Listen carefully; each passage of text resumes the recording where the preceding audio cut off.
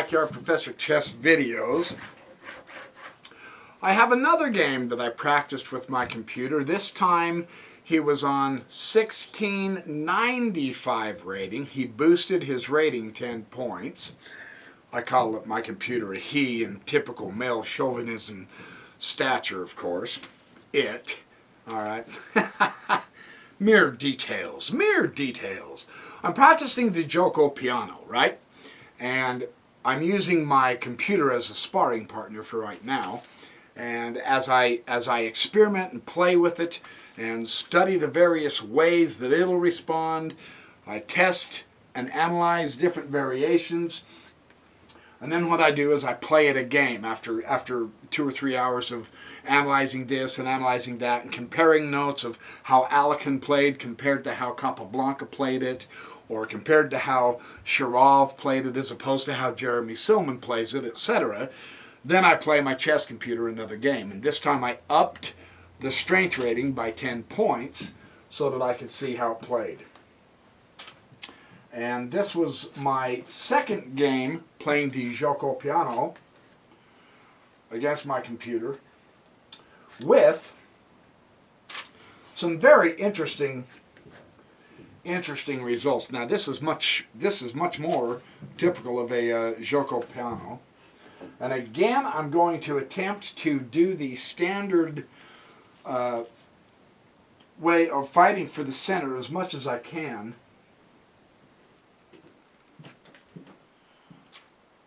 And I press the pawn again. Now, you can see this is seriously a battle for the central influence of the central squares. Absolutely so. There can be no question about it. And this is a battle based on everything I've studied in Grandmasters, whether it's today's, yesterday's, or yesteryears, or yestercenturies. This is a battle you don't want to lose if you can help it. And here I believe I can help it. Now, his c-pawn took my pawn. I retook with my knight. I have an outpost. I understand his knight can take this, but I've got an outpost. If he does take, and I am able to take, I have a great c-file, open file, right? I mean, this is the idea of exchanging pawns in the center, is to get you those central open files. So this one looks to me like, at this point in the game, the c-file is going to be a file that I can possibly use. And that's so typical in the Giuoco Piano. His knight will take that king pawn, and now he's going to put pressure on this pawn here. He hasn't brought out a bishop yet. His central pawns are still way back.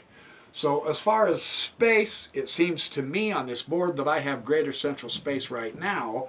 He does have his knights developed really quite decently out there at this point. So it's going to be a battle. Well, I decide I'm going to attempt to chase his knight back away. I don't believe he will come here and take this pawn. I just don't.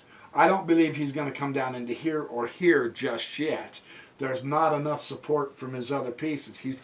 He's not well developed enough to carry on a one-piece attack. That would be a mistake. So my suspicion is he's going to pop back to here or drop into here, but even if he drops into here, that's not going to work. So my suspicion is he's either going to come to here or here. And that is what he does. He comes to the c5 square. So now I feel safe in castling. I've got a castled situation going on. What do you see on the chessboard?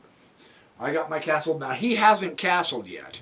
This means, by all rights and purposes, his king is game for attack. If a king is left in the center, hasten your advancement. Develop speedily. Go after that king. Granted, he's still behind a pretty good phalanx of pawns. I understand that. But I can break through those barriers.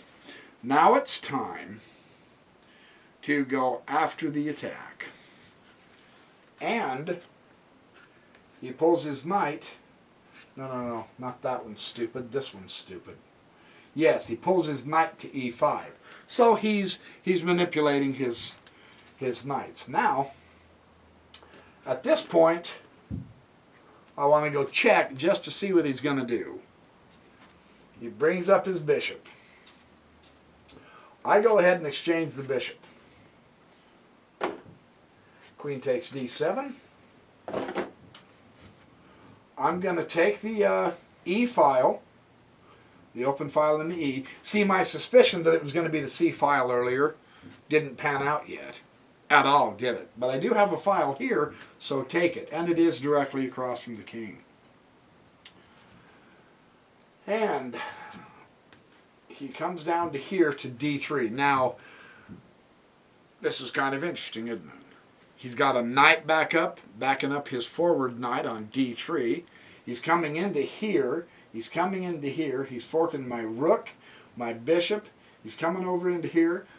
That's pretty brassy. You know, I'm not going to take it with my queen, obviously, so that's kind of interesting to do. But I'm not going to let him take my rook because it's on an open file and because a rook is more valuable than a knight. Duh, right? Now watch what he does. We've got a queenside castle. Now, from what I've read in the literature, when one opponent, when you castle kingside, your opponent castles queenside, or vice versa, it's usually a pretty sharp battle game, right? So we've castled on opposite sides. Let's see what kind of fun can begin from here. I am just not getting developed. So I seek to rectify that. The center is relatively free of pawns. So this is my signal, based on what I've read, to get my bishop active, because the bishops like the long, long highways across the board diagonally. So I speedily hasten to develop my bishop and put him on a good square based on the position of the pawns right now. Right? Does that make sense? He's going to get his king into safety, which is extremely wise. I'm saying the queen's side is open. He's saying the king's side is open. I'm saying the queen's side is open, advance, because that's where his king is. He's saying the king's side is open, advance, that's where his king is. I mean, it's just perfect sense, right? I'm going to go ahead and use this cotton-picking pawn as a missile to break up his pawn structure on this side. I'm going to go like crazy to get over here to his king.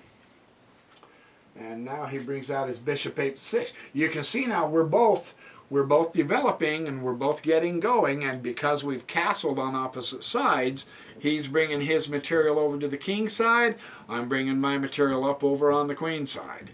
We're going to have us a kick, scratch, and fight. That's what this is going to turn into. The reason I bring up my queen is because I want to double my rooks. I'm thinking that would be so beautiful to get me a central open file right now. Because I've got no prospect for the next several moves of getting open files on my queen side, not yet, but I already have an open file, so I'm going to attempt to utilize that to get to him. This was my thinking in moving my queen to d2 right here. And he brings his bishop back here. Again, the bishops crave those long diagonals. He's not going to do anything here because my queen came up, and I'm also supporting the bishop against his bishop, and my rook and my knight is against his bishop. So he pulls his bishop back, but he's got a real good aisle here. I've got a really good outpost of a knight right here, supported with the pawn, just like he does. So this is a pretty cotton-picking dynamic setup in the Giuoco Piano, I would say. Pretty fun to see this. Now knight to D to B5. I'm bringing in my knights to go after his king. I'm thinking if I can keep pushing this pawn, I can bring my queen into this. My bishop is hitting over into here. My rook can easily get involved if I'll keep pushing that a pawn. So my queenside attack has some potential, right? As opposed to him, he doesn't seem, he's got his knight here and here. He doesn't seem to have a lot coming in here, although his queen does point here. If he brings his bishop in, he can come this way. So I think I'm closer to hitting first blood than he is, at least based on my really sophomoric view of the board at this point. So I come up here into b5, and he pushes the a6. I provoked his pawn. You know, that wasn't exactly what I was looking to do, but what is done is done. So now I've just got to work with what I've got right here. I'm going to chase that knight away.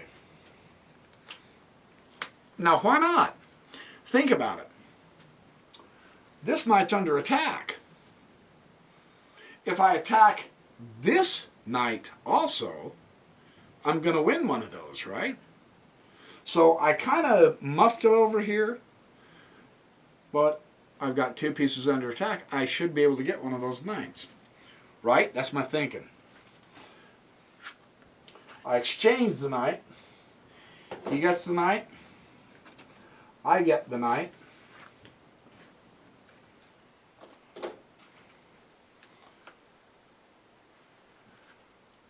He gets the pawn.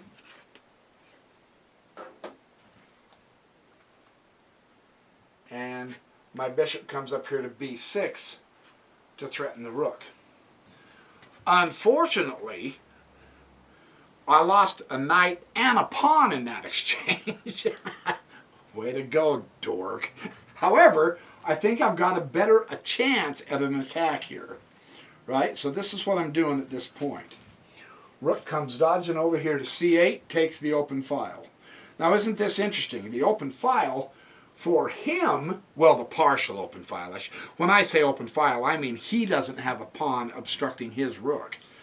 Earlier in the game I was imagining, well, that c file could be open for me. Well, now look who's got it. So this is a lesson. You got to be careful about these open files. I have this file here, sure. It's very interesting that he could bring this in really strong and get some very powerful central control if he wants to. I'm going to attack his knight again. I'm going to put my rook behind my queen, and I'm going to challenge because his queen is unprotected. Did you notice that? The knight here is protected by only the queen, and the queen is unprotected. So perhaps I can get some power going here. He pushes his b pawn. If I'm going to take his knight, he's going to take mine, which is way down there. I had no intention of putting it on the edge of the board and leaving it there, but look at what happened to me. I put it on the edge of the board and I left it there. That's not such hot chess, see? It's a process of learning how to do better chess that makes you better. So this is great practice for me. I went ahead and took so that I could have the C file open.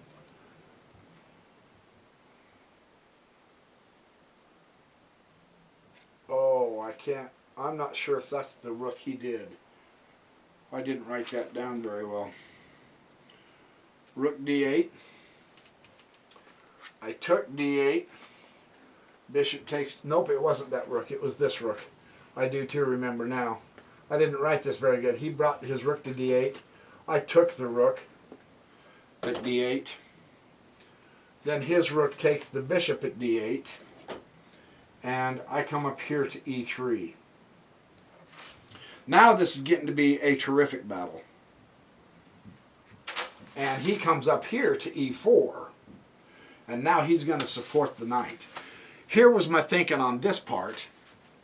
I ended up getting a rook after all. But I'm hitting this knight 1, 2, 3 times.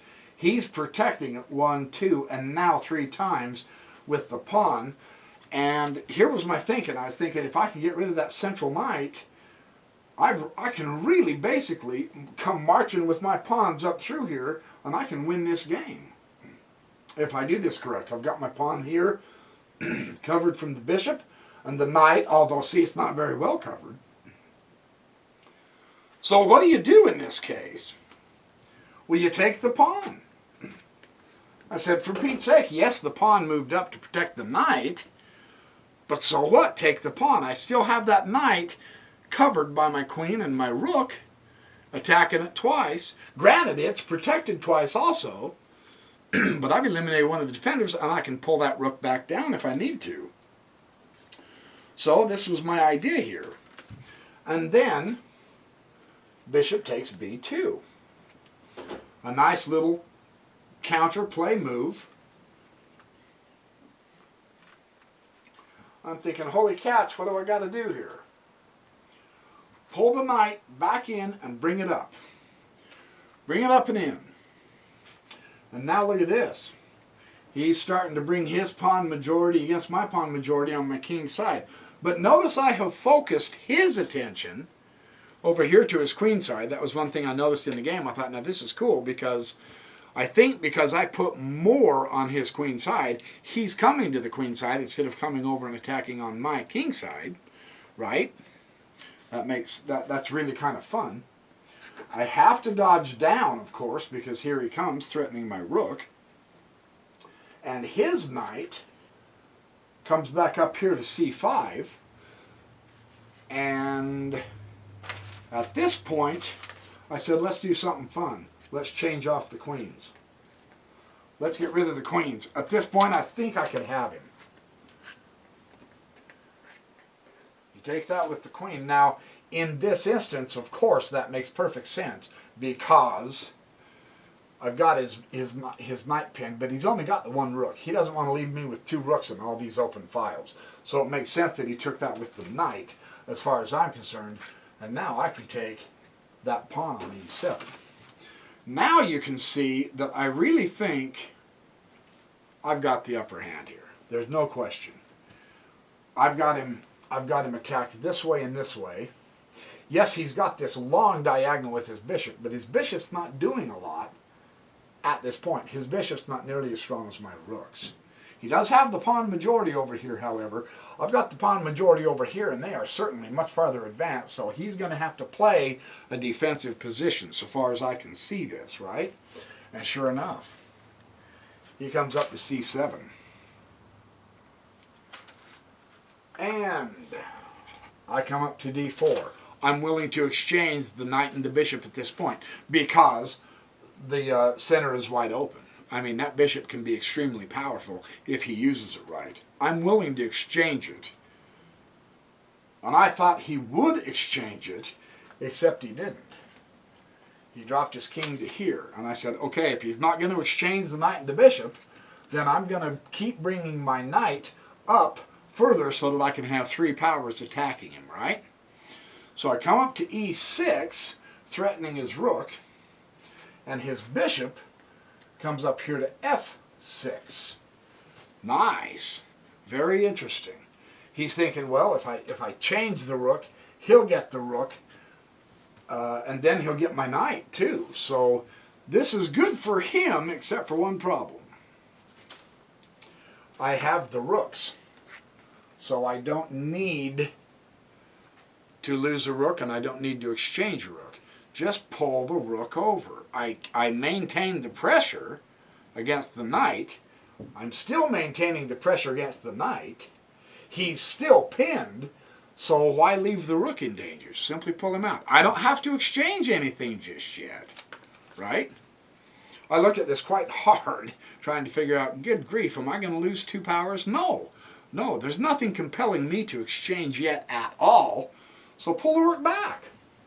Well, the knight goes to f8. Whoops. Sorry. His knight goes to f8. Duh. Forking my rook and knight. See, at this point, he's desperately trying to keep me from taking his other rook. Right? I thought this was a great move, because if I do exchange his rook, he'll get my rook, even though I do have another rook.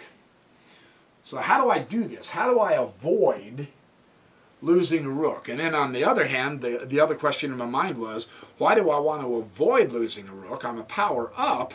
I think what I can do, well, I'm not a power up, but I mean, I have the two rooks, he has the one. Go ahead and exchange and get rid of the rook, right? I mean, that makes perfect sense. So I do. I say, okay, let's take the rook. Check. Rook takes d8 check. The bishop took the rook, and now I can take his knight. And so I took his knight. And there it is. I think I've got him. Bishop comes here to f6. And I went ahead and took g6 with my knight. I've broken up his pawns. I have a pawn majority here ready to come in.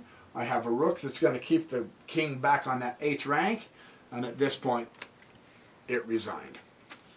So that was yet again another fun Giuoco Piano that was excellent to practice with. No, I wasn't playing Grandmaster chess. No, I wasn't playing even Master level chess, but I was playing a computer rated at 1695 that was a lot stronger than what I am, and yet using the Giuoco Piano, I was able to beat this thing. So I was pretty happy with these two practice games.